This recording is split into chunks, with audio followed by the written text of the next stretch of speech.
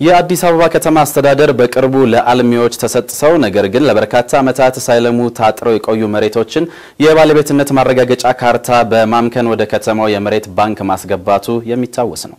ለአመታት የቆዩ አጥሮቻቸው የፈረሱት እነዚህ ባዶ ቦታዎች ታዲያ አሁን ላይ ለመኪና ማቆሚያነት አገልግሎት እየዋሉ ይገኛሉ። ሪፖርተራችን ኤርሚያስ በጋሻው የስፍራዎቹ ቀጣይ ጣፈንታ ምንድነው ሲል የሚመለከታቸውን የሥራ ኃላፊዎች ጠይቋል። ወደዛው እናመራለን። ከአዲስ አበባ ከተማ አስተዳደር የመሬት ባንክና ማስተላለፍ ጽፈት ቤት ያገኘነው መረጃ እንደሚያሳየው ከሊዝ አዋጁ መተግበር በኋላ ሳይለሙ የቆዩና በግልና በመንግስት ተቋማት ተይዘው የነበሩ 408 ሄክታር መጠን ያላቸው መሬቶች የባለቤትነት ማረጋገጫዎቻቸው እንዲመክኑ ተደርጓል። ጽፈት ቤቱ በግል ባለሀብቶች ተይዘው በነበሩት ላይ ትኩረት በማድረግ ከተለዩት 143 ቦታዎች ውስጥ በጥናት በለያቸው 100 ቦታዎችም ላይ እርምጃ ወስዷል። ማንኛውም የከተማዋ ነዋሪ መመልከት እንደሚችለው አሁን ላይ ከነዚህ ቦታዎች መካከል አብዛኞቹ ለመኪና ማቆሚያነት አገልግሎት እንዲሰጡ እየተደረጉ ይገኛሉ።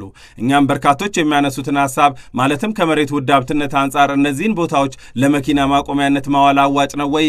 ስፍራዎቹስ በዚሁ አገልግሎት ይቀጥላሉ ወይ ስንል የጽፈት ቤቱን ኃላፊ አቶ ተስፋዬ ጥላውንን ጠየቅናቸው። በቀጣይነት እነዚህ ልዩ ልማት የሚፈልጉ ቦታዎች የትኞቹ ናቸው? በአጭር ጊዜ ልናስተላልፋቸው የምንችልና ረጅም ጊዜ ወስደን ደግሞ ልናስተላልፋቸው የምንችል መሬቶች የትኞቹ ናቸው ብለን ለይተን ያዝናቸው ማለት ነው።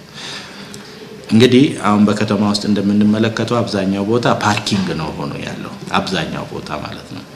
እነዚህ አብዛኛው ቦታ ፓርኪንግ የሆኑት ግን ፓርኪንግ ሆኖ ይቀጥላሉ የሚል አይደለም። መጀመሪያም ሲጀመር ማለት ነው አንደኛ ቀደም እንዳልኩት በአጭር ጊዜ ውስጥ አገልግሎት እንዲሰጥ ቦታው ዝም ብሎ ከአገልግሎት ውጪ ሆኖ የነበረው ቦታ አገልግሎት እንዲሰጥና እንዲጸዳ ለምን ሰው ሲመላለስበት የተለያየ አገልግሎት ሲሰጥ ቦታው ጸድቶ ነው የሚቆየው። ያው መሬት ባንክ ውስጥ እንዳለ መሬት ነው የምንቆጥረው ማለት ነው። ወጣቶቹ የመኪና ማቆሚያ አገልግሎት ስራውን ተደራጅተው እየሰሩ በሚገኙባቸው በእነዚህ ስፍራዎች መጠኑ አነስተኛ ቢሆንም ለስራው ሲባል የወጣባቸው ወጪ ስለመኖሩና ስፍራው ለሌላ ልማት ሲፈለግ ወጣቶቹን ማንሳት ከባድ አይሆንም ወይ ብለን ተከታይ ጥያቄ ሰነዘርንላቸው። ኃላፊው ተከታዩን ምላሽ ሰጥተዋል። እዛ ቦታ ላይ አገልግሎት እየሰጡ ያሉ ወጣቶች ለራሳቸው ኢንቨስት ያደረጉበት ነገር የለም ማለት ነው።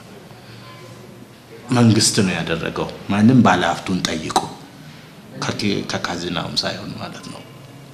ስለዚህ የኔነት የይገባኛል ጥያቄ ያለበት ቦታ አይደለም ማለት ነው። በዛ ደረጃም አይደለም የተስተካከለው የተሰራው። ያ ሲደረግ ግን ሲነሳ በልተነሳ አንተ ተብሎ የሚነሳበት አይነት አግባብ አይደለም ያለው ማለት ነው። በስርዓቱ ምንድነው መሆን ያለበት?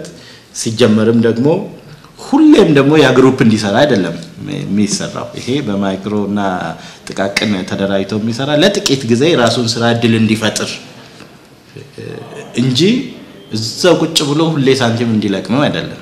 የመሬቶቹን ቀጣይ ጣፋንታ በሚመለከትም ቦታዎቹ በዘላቂነት ለምን ዓላማ እንደሚውሉ አሁን ላይ አለመወሰኑን ጠቅሰው ቀጣይ እቅዶች ግን እንዳሉ ነግረውናል። ይሁንና ይህ በጽፈት ቤቱ ደረጃ ሊገለጽ የማይችል መሆኑንም አመልክተዋል።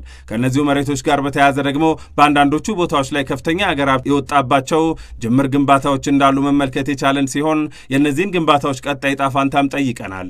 ኮንስትራክሽን ቢሮ አለን በከተማ ደረጃ ምንድነው መሆን ያለበት የሚለውን በዛ በኩል ነው ጥናት የምናደርገው። በዛ ቢሮ በኩል የራሱ ባለሙያዎች አሉ። የነን ስትራክቸር እንዴት ነው የምናስቀጥለው? ምን ብናደርገው ነው ጥሩ? ለምን ዲዛይን ራሱን የቻለ ራሱ አፕሩቭ አድርጎ ሲፈቅድም የነበረው እሱ ቢሮ ስለሆነ በከተማ ደረጃ ከዛ ጋር ውይይት ነው ተደርጎ ወደ ስራ እንዲገባ የሚደረገው ማለት ነው።